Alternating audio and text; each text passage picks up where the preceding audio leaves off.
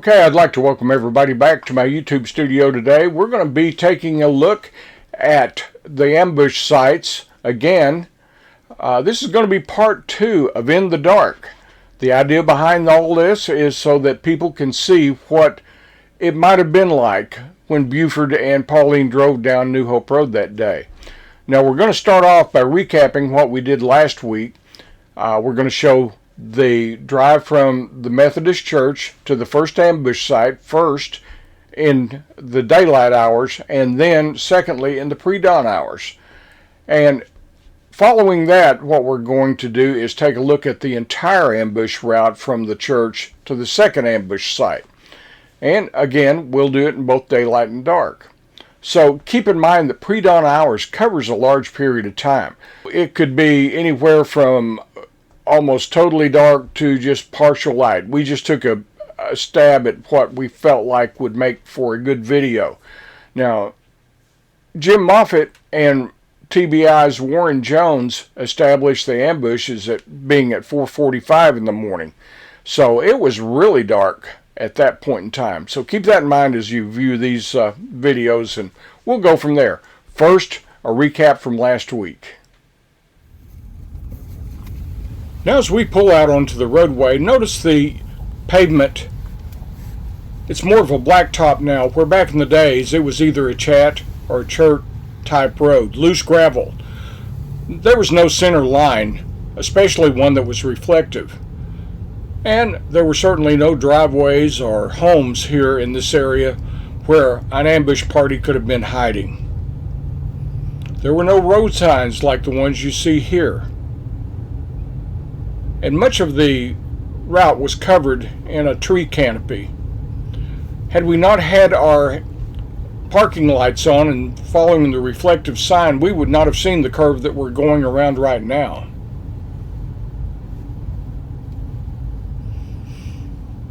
Now keep in mind it was 4:45 in the morning when they did all this, and there was a partial moon, but I'm not sure how much light that would have provided if you're driving this with no headlights. You're back again in the canopy with the first ambush site now visible in the distance. To me, it doesn't add up that a party could come from a dead stop, chase down a moving car, and catch up with it by the time it reaches this bridge. Buford's story just doesn't add up.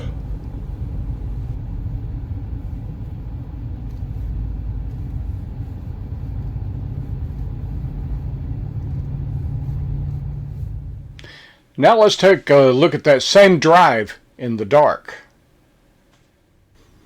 Okay, this is what it looked like with the headlights on, but once you turn those off, it's dark. It's difficult to see the road in front of you, even though we're using our parking lights. Our parking lights provided just enough illumination that we could see the center stripe in the road. Now if you look up, you can see that it is pre-dawn. You see the lights from houses, but it's difficult to see the houses. And those were not there at the time. Neither were side streets or driveways. No road signs existed back then. Once you got into under the canopy of the trees, it became really dark. Without the use of our parking lights, we would not have seen these road signs to the side to indicate that we were in a curve.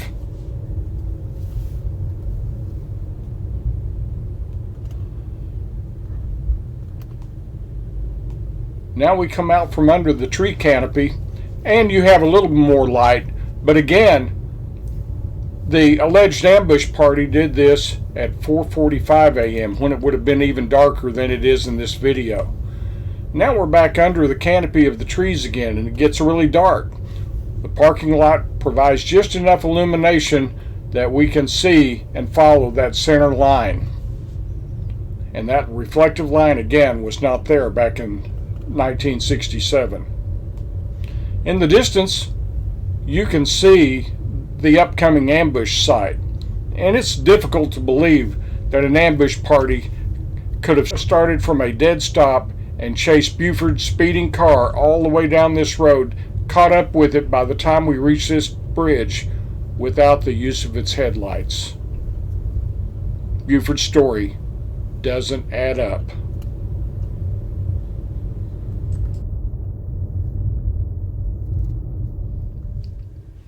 Now, I don't know about you, but I think that it would have been almost impossible for an ambush party to have followed Buford down this road in the dark, and keeping in mind that it was probably darker then than what we showed in this video. And also, I was using my parking lights to navigate.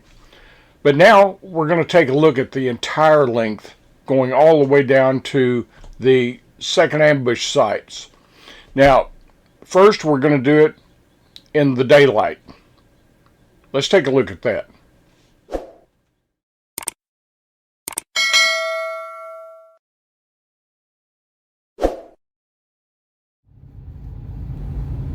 At this point, we're leaving the first ambush site. Again, we have curves. There's no houses in the area back in those days. Now, there's more straightaways along through here, so if the ambush party had been behind Buford, where would they have turned off? Where would they have stopped? Where would they have gone? Buford's story didn't make any sense. The road that we just passed wasn't there at the time. If Buford didn't see him in his rearview mirror, where were they?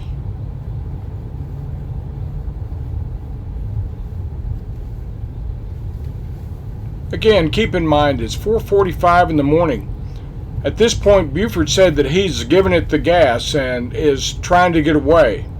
If he doesn't see them and he's traveling fast, how do they catch up with him?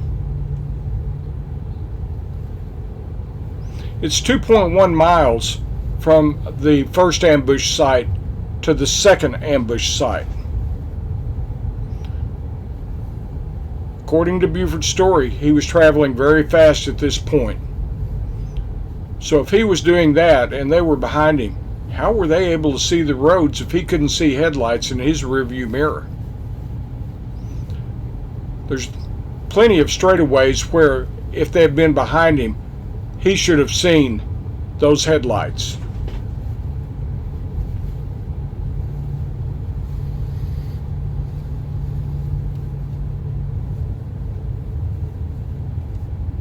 Here's another one of those straightaways where it doesn't make sense.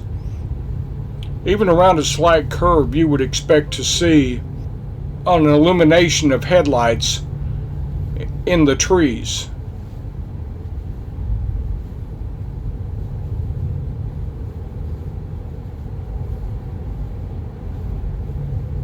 Here's another straightaway. If Buford is driving fast, how did they catch up with him?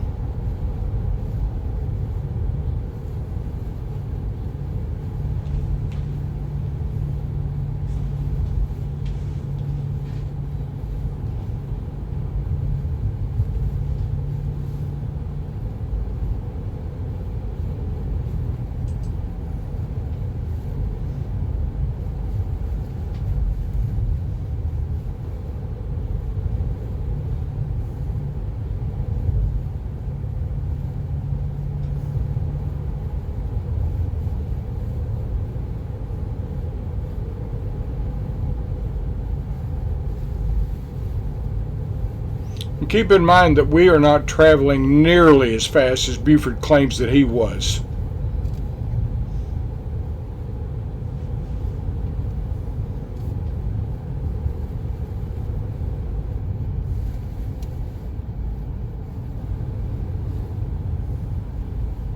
And finally, here we are approaching the second ambush site. He stopped, put one foot outside the car, and they pulled up beside him, he claimed.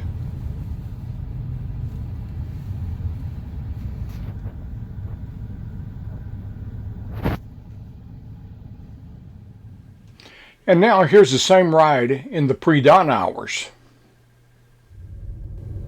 Now, just like the daytime version of the ambush ride, we start at the first ambush site.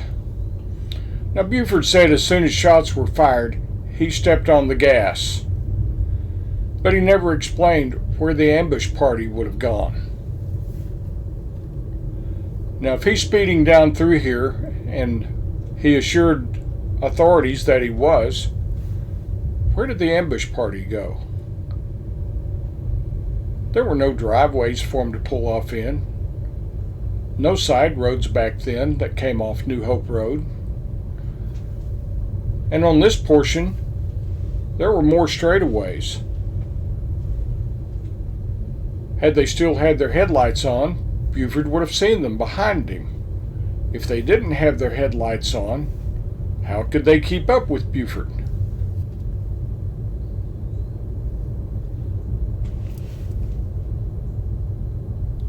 I sometimes think that Buford simply listened to what investigators had to say and formulated his story after hearing what their thoughts were.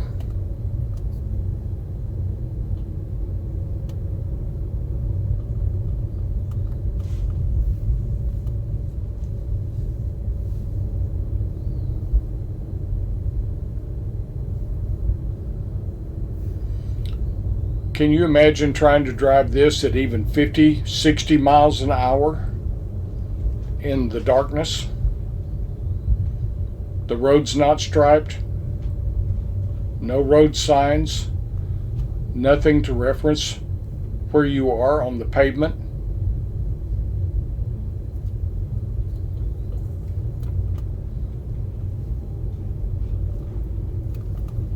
And again, like I say, I can't stress enough that the TBI and Jim Moffitt established the time as 4:45, so it would have been much darker than what you see in this video.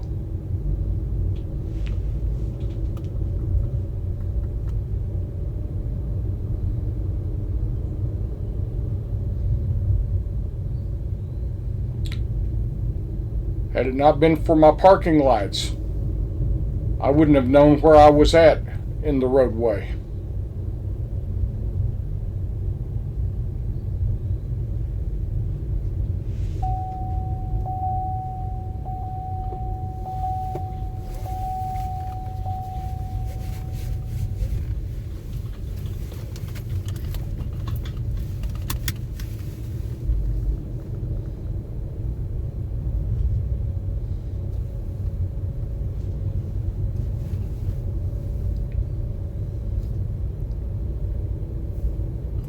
When you get away from the trees, it does get a little bit lighter, but again, this is more like it would have been right before the sun actually crested the horizon.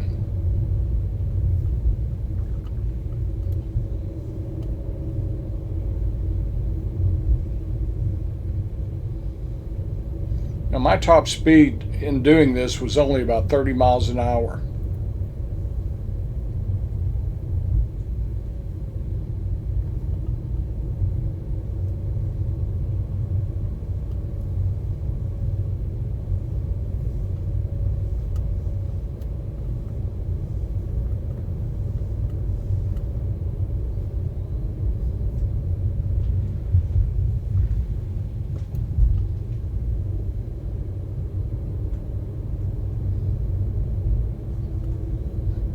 If you notice in this reconstruction, I'm driving almost exclusively down the middle of the road.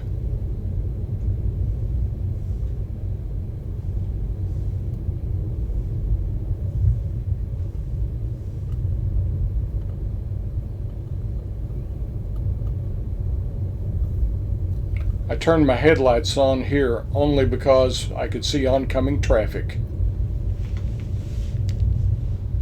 I turned them off immediately afterwards.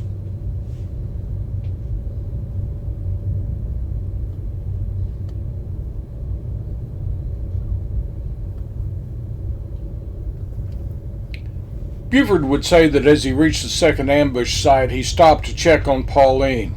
He thought he had lost the ambush party. He put his left foot outside the car onto the pavement. His right foot was still inside. When they pulled up beside him, stopped, the gun came back out, and shots were fired.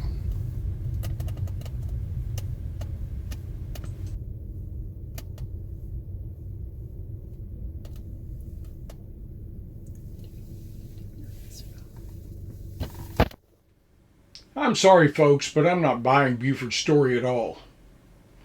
It doesn't add up. It doesn't make any sense to me that when he reached that first ambush site and the ambush party's headlights came on, he said he stepped on the gas. Well, where did the ambush party go? Did they just stop? If they were following him, he would have seen their headlights in his rearview mirror. After all, they were using their headlights by then. There were no driveways. There were no side streets for them to pull off on. No side roads at all. So where did they go? I think all that Buford did was listen to people in law enforcement, such as P.D. Plunk. He probably also listened to what TBI investigators had to say when they were theorizing about where this ambush party came from in the first place.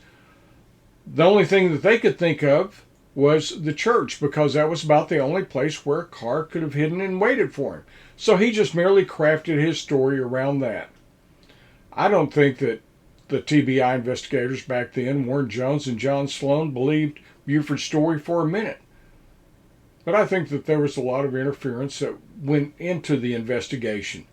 I have to wonder why no autopsy was done on Pauline at that time. Why did they have to wait 56 years? So, folks, you can decide for yourself what you think happened, but I think this says a lot.